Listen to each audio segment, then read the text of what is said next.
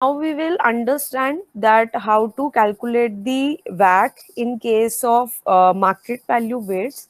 As already discussed with you that in order to calculate the WACC, the most superior method is to use the market value weights. Market value weights में हम क्या करते हैं कि जो market की prices होते हैं रिस्पेक्टिव सिक्योरिटीज के, like equity share capital, preference share capital, debentures, वो किस प्राइस में मार्केट में ट्रेड हो रहे हैं, हम वो वाली वैल्यूज यूज करते हैं as compare to the balance sheet items और values which we have done और use in case of the book value weight. ठीक है, बुक वैल्यू वेट्स में हमने क्या किया कि बैलेंस शीट में जितनी भी हमारी आइटम्स हैं, जितने भी वैल्यूज गिवन होती है, उनका प्रपोर्शन यूज करके वैक निकाला है. मार्केट वैल्यू वेट के केस में हम क्या करेंगे कि जो मार्केट प्राइसेस गिवन है वो उसके अकॉर्डिंगली आप वैल्यूज कैलकुलेट करो एंड देन यूज दी वैक. ठीक है, and then calculate the वैक.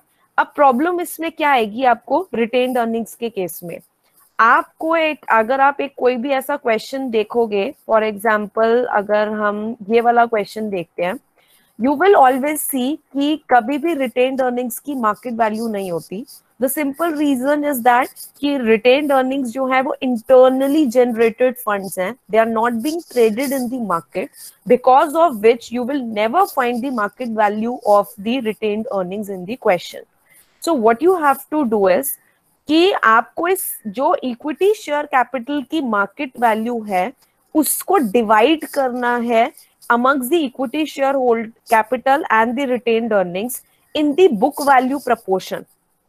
I again repeat, इसका लॉजिक क्या है कि जब एक equity share holder equity share capital purchase करता है मार्केट से, then he also become the owner of the retain earnings of the company. तो अगर आप इक्विटी शेयर कैपिटल 90,000 में खरीद रहे हो मार्केट से, तो ये 90,000 आप पे कर रहे हो दोनों चीजों की, रिटेन्ड अर्निंग्स की भी और इक्विटी शेयर कैपिटल की भी. So this market value of equity share capital can be divided amongst the equity share capital and the preference share capital, but divide किस प्रपोर्शन में करोगे, बुक वैल्यू प्रपोर्शन में. So if you will see, then यहाँ पर क्या mentioned है again कि in order to determine the market value of retained earnings in calculation of WACC by using the market value weights, market value of equity share is to be split in two parts. That is for equity share capital for retained earning. But किस proportion में करोगे? In accordance with their book value proportion. उसके अलावा आपको बिल्कुल exactly same WACC calculate करना है जैसे आप book value weight में calculate करते हो.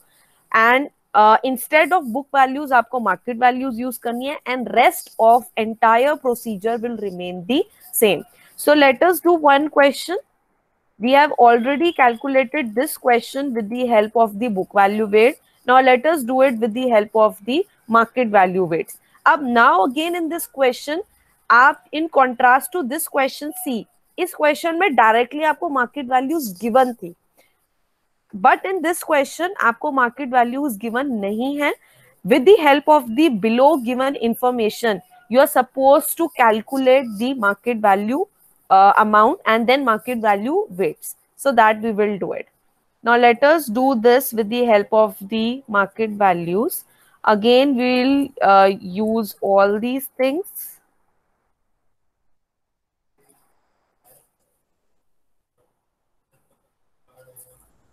And WACC on the basis of market value weights, और उसके बाद ये सब चीजें आपकी सेम रहेगी. This amount will change. ठीक है, अब ये अमाउंट कैसे चेंज होगा, लेट अस सी कि आपको देखो क्या इंफॉर्मेशन गिवन है. अगर मैं इक्विटी शेयर कैपिटल की बात करूं तो इक्विटी शेयर कैपिटल के लिए वो क्या कह रहा है कि 13 रुपीज पर शेयर में वो ट्रेड हो रही है. ठीक है, अगर वो 13 रुपीज पर शेयर में ट्रेड हो रही है तो उसकी वैल्यू कितनी होगी. सो लेट अस सी, उसकी वैल्यू होगी, ये 2 लाख शेयर्स हैं. ठीक है, so it would be 2 lakh into 13. ठीक है, तो ये 26 लाख इसकी वैल्यू हो गई. And now let us not do it over here, क्योंकि मुझे इक्विटी शेयर कैपिटल की वैल्यू को स्प्लिट करना पड़ेगा. So I will do it here. तो मैं यहाँ पर लिख देती हूँ ये इक्विटी शेयर कैपिटल की मार्केट वैल्यू जो है वो है हमारी कितनी आ रही है, it is coming out to be 26 lakh, जो हमने अभी कैलकुलेट करा था। अब मुझे इस 26 लाख का क्या करना है, I have to split, now we are required to split into equity share capital and retained earnings.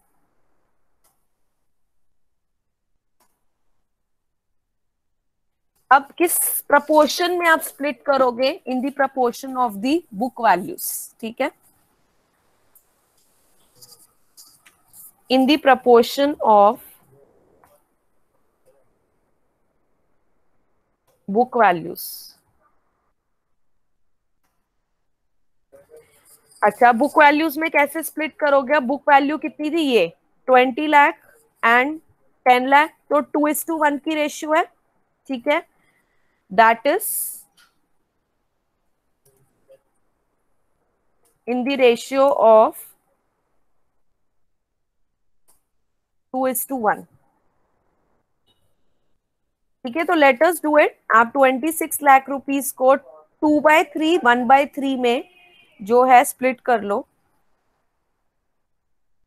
सो ये आपका हो गया 26 लाख इंटू, क्या करोगे, 2/3, विच इज आई गेस अगर आप इसको करोगे is equal to 26 lakh into 2/3,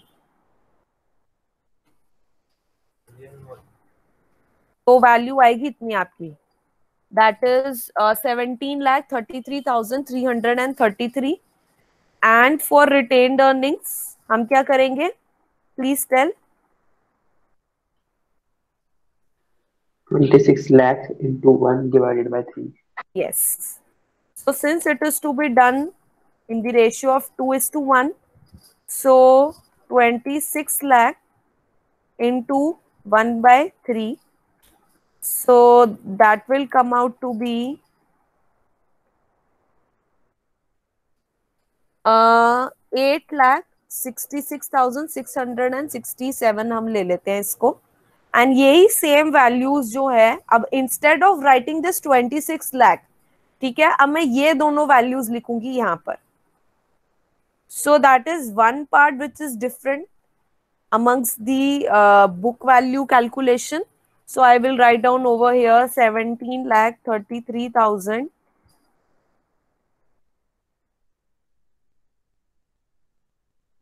17,33,333, and for retained earnings I will use 8,66,667.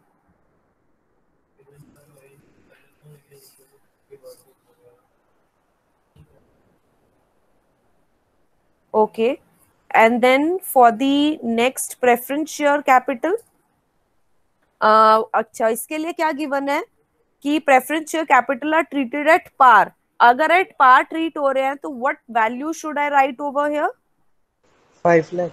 Very good, it is 5 lakh, this one. And for debentures what is being mentioned, that is traded at 94%. So if it is traded at 94%, तो आप 15 लाख का 94% ले लो यहाँ पर, ठीक है, and you will get the figure. So it will be equal to 15 lakh into 0.94, and you will get the value as 14,10,000. And if I then calculate the total value, it would be like this, ठीक है। So it is coming out to be 45,10,000, और उसके बाद हम weights calculate कर लेते हैं। Let us calculate the weights. Weights कैसे कैलकुलेट करेंगे, it will be equal to this amount into the total capital structure amount, ठीक है, that is 45,10,000। so it is coming out to be this,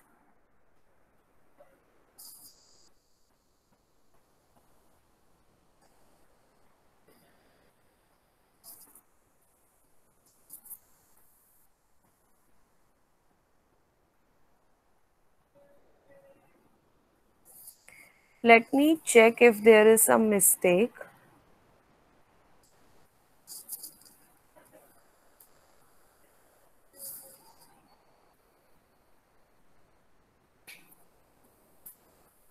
It is equal to this amount divided by 45 lakh 10,000. Are you getting the same answer? Yes, ma'am. Okay. Okay, fine. And then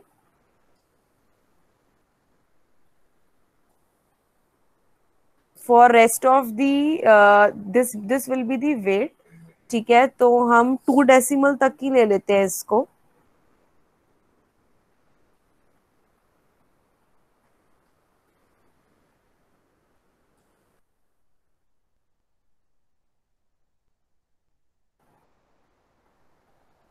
Okay, so these are your weights. 0.38, 0.19 and then 31 and then 0.11 ये आपकी weights हैं. और आपकी specific cost of capital जो है it is already being mentioned. So अगर आप calculate करोगे तो आपका ये आ रहा है वैक. This one is coming out to be वैक, दैट इज 8.63 इज योर वैक.